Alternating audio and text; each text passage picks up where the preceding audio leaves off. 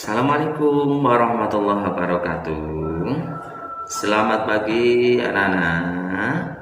Selamat berjumpa kembali di video pembelajaran kali ini. Kita akan memasuki pembelajaran tematik kelas 4, tema 2, selalu berhemat energi, dan masuk ke sub tema 1, sumber energi, pembelajaran 1. Baik, sebelum kita memasuki lebih jauh ke materi ini, lebih dahulu kita berdoa memohon kepada Tuhan Yang Maha Esa, Allah Subhanahu wa Ta'ala, menundukkan kepala sejenak untuk mengharap keridhaan dan juga kelancarannya, sehingga kita yang melaksanakan kegiatan pembelajaran diberikan keselamatan dan juga manfaat bagi kita semua. Amin. Baik, anak-anak yang saya cintai, pada kesempatan ini kita memasuki ke tema 2, subtema 1, sumber energi, pembelajaran 1, dan kita akan mengamati juga mempelajari lebih dalam. Namun sebelumnya Bapak mengingatkan bahwa di masa pandemi ini masuk ke new normal, kamu juga kita harus memperhatikan protokol kesehatan. Yang pertama, cuci tangan sebelum dan sesudah melaksanakan kegiatan pembelajaran jarak jauh ini. Yang kedua, jaga jarak dengan teman sekelompokmu untuk melaksanakan pembelajaran ini. Dan yang ketiga, tetap menggunakan masker apabila kamu bersama teman-teman. Baik, pada pembelajaran ini akan kita sampaikan tentang sumber energi. Energi sangat penting bagi kehidupan kita, bagi kehidupan makhluk hidup. Semua makhluk hidup membutuhkan energi. Betul tidak, anak-anak? Betul. Coba, tahukah kamu sumber-sumber energi yang ada di bumi ini apa saja? Kita kupas, kita cari, kita bahas bersama-sama. Tugas anak-anak untuk menyiapkan semuanya, segala peralatan dan juga perlengkapan dalam belajar jarak jauh ini. Tentunya tidak lupa ATK, pensil, penghapus dan sebagainya harus disiapkan ada di depan kamu, supaya nanti tidak kesulitan dalam melaksanakan tugas ini. Coba perhatikan anak-anak, matahari memiliki peran yang besar dalam kehidupan karena merupakan sumber energi terbesar di bumi. Panas matahari berpengaruh terhadap aktivitas manusia dan makhluk hidup lainnya di bumi. Betul sekali. Coba kita amati bersama hubungannya dengan sumber energi yang paling besar ini, matahari, dengan gambar yang ada di sini. Amati bersama-sama kelompokmu dan juga temanmu di sini, Setelah kamu amati, kamu lihat apa yang kamu dapat rekam dari gambar tersebut, untuk membantu nanti dalam kita mencari, mengupas gambar yang ada di dalam slide ini. Coba, apa yang diceritakan dalam gambar tersebut? Apa yang diceritakan di dalam gambar tersebut? Yang kedua, berdasarkan gambar tersebut, dapat kamu menyebutkan apa saja manfaat matahari bagi keluarga tersebut. Keluarga yang ada di gambar itu. Yang ketiga, apakah kamu dapat menyebutkan contoh kegiatan yang lainnya tentang manfaat matahari bagi kehidupan kita sehari-hari. 3 soal itu yang harus kamu cari dari gambar, jawabannya di konsep di dalam kertas, pakai pensil dulu, tidak apa-apa. Setelah selesai nanti kamu akan merangkum, menyimpulkan di dalam satu kolom tersendiri untuk menuliskan jawaban 1, 2, 3 dan kesimpulan pokok yang ada di dalam pembelajaran ini ditulis di paling bawah seperti kolom contoh ini. Baik ya. Dah ya. Lanjutnya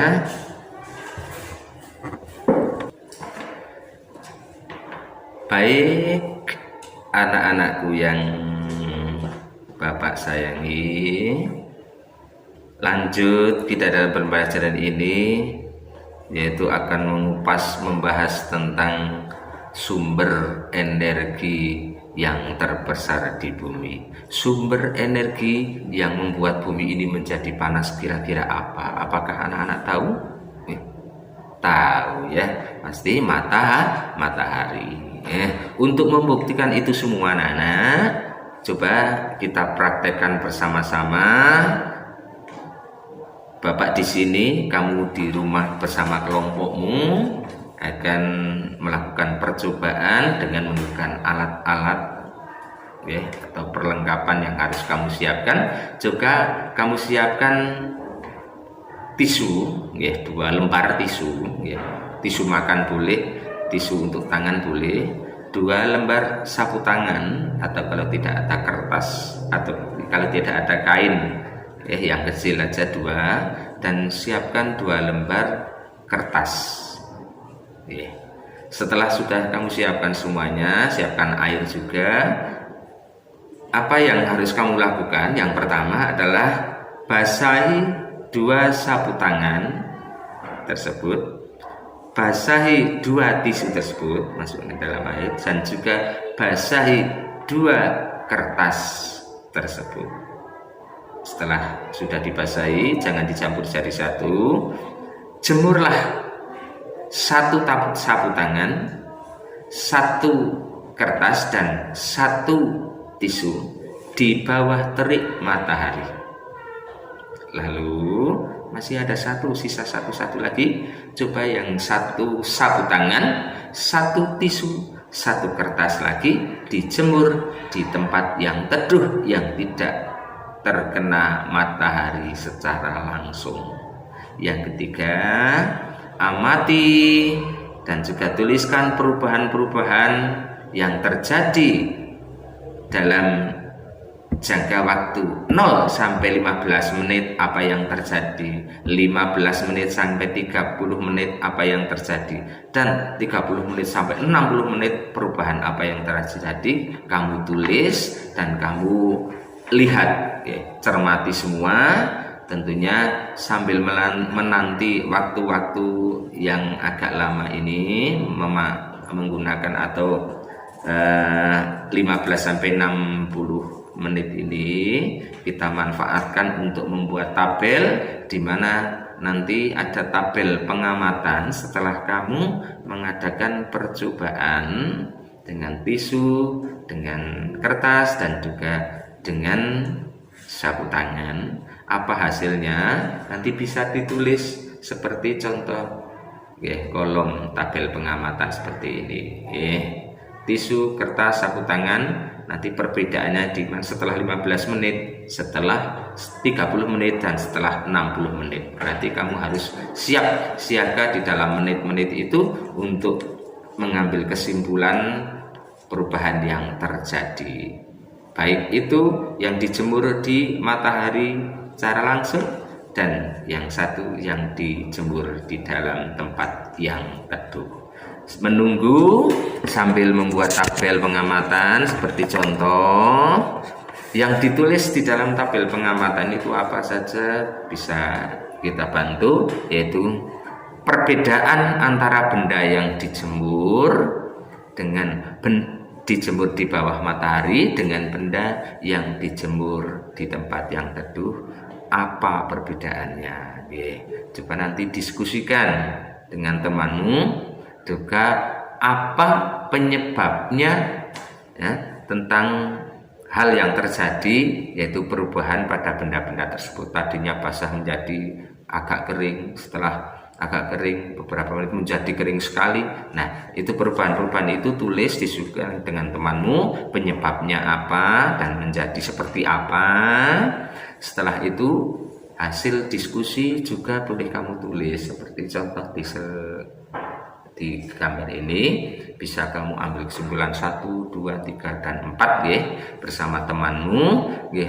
Tabel pengawasan percobaan tuliskan paling sedikit adalah ada 4 kesimpulan mengenai pengaruh panas matahari. Betul sekali ya, paling tidak 4 kesimpulan yang diambil. Oh, benda yang seperti ini menjadi seperti ini, penyebab ini dan sebagainya. Itu kamu tulis menurut kelompokmu ya, tulis mana yang terbaik ya, dengan tulisan yang benar dan juga menggunakan ejaan yang benar juga. Tulisan yang mudah dibaca, mudah dipahami ya, agar tidak menyulitkan kita untuk membaca kembali. Baik, setelah kamu menulis, melaksanakan percobaan, pengamatan, ada kegiatan terakhir, tugas yang harus kamu lakukan, yaitu mengisi kolom di sini. Di contoh ini ada 1, 2, 3, 4, 5 baris yang tentunya harus kamu isi. Paling atas kamu tulis laporan kegiatan percobaan.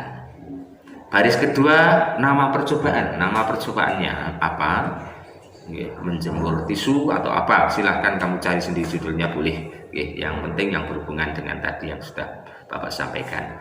Tulislah percobaan, tujuan percobaannya. Tujuannya itu apa? Ya, mengadakan percobaan seperti itu kalau tidak ada tujuannya berarti tidak ada gunanya. Nah, tujuan kamu mengadakan percobaan untuk apa? Diskusikan. Yang ketiga, baris ketiga yaitu alat-alat yang digunakan apa saja. Tadi sudah Pak sampaikan dan sudah dipersiapkan sendiri. Tulis semua alatnya sekecil apapun ya. Yang keempat, langkah kerjanya. Langkah kerjanya pertama apa, mempersiapkan apa, yang kedua apa, dan tiga apa yang terakhir. Mungkin secara singkat dan juga jelas supaya mudah dipahami dan dibaca. Yang terakhir, baris yang pojok bawah, yaitu tentang kesimpulan. Kesimpulan tentang percobaan itu apa yang kamu dapat, ilmunya, tulis di situ. Setelah kita mengadakan percobaan seperti ini, ternyata ini tulis kesimpulannya, tulis ini, tulis sendiri dengan tetap menggunakan bahasa yang bagus, tulisan yang jelas tidak perlu banyak-banyak, yang singkat aja, yang simple namun mudah dipahami. Anak-anak sudah siap semua? Setelah siap semua peralatannya, selamat mencoba. Semoga nanti sukses. Jangan malas-malas untuk belajar, meskipun kita pembelajaran dengan jarak jauh. Semangat tinggi akan menjadikan kamu menjadi anak yang sukses, insya Allah. Akhirnya kita berdoa semoga apa yang kita dapat nanti berguna bagi kita semua dan juga bermanfaat. Ilmu yang kita dapat akan berguna bagi kehidupan kita nanti. Atas segala kesalahan kekurangan mohon maaf. Kita hanya memandu, yang mencoba kalian semoga sukses dan mendapatkan hasil yang baik. Akhir kata, jangan lupa mintalah masukan dari orang tuamu setelah percobaan itu usai atau selesai, dan juga sudah bisa menyimpulkan bagaimana tanggapan orang tuamu sebelum nanti guru, bapak dan ibu guru memberikan penilaian kepada kamu. Akhirnya, bila taufiq wal hidayah. Assalamualaikum warahmatullahi wabarakatuh. Selamat berjumpa kembali di pembelajaran berikutnya. Terima kasih.